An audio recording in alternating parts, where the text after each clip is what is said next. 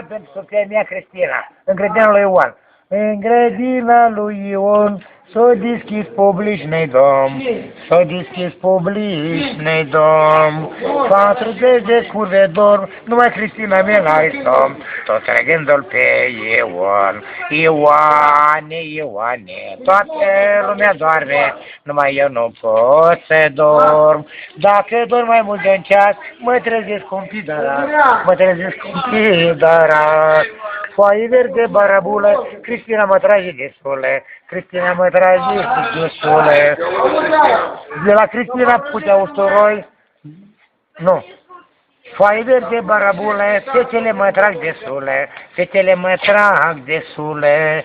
Foaie verde, baraboi, toate putea usturoi, toate putea usturoi. Numai una putea șapă și se freacă ca o iapă, și se freacă ca o iapă. Moșii poate avea o iapă și caracodin să șapă, și caracodin să șapă. Când găti de caraceapa, începe să fută iapa, începe să fut, vocea-nte, iapa, Ioane, Ioane, toată lumea, Ioane. Ioane, tașic mă cude, Ioane, Ioane, toarnă 100 de grame, ca să ne mai veselim.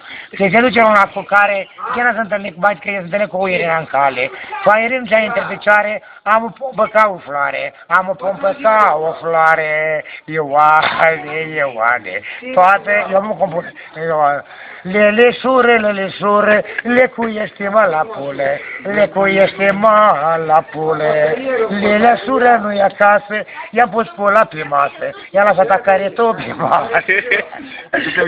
Taci, taci.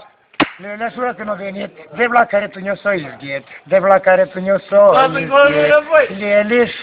Leleșure, nu pune mâna pe pule, nu pune mâna pe pule. Ba, de ce mă dau un obraz?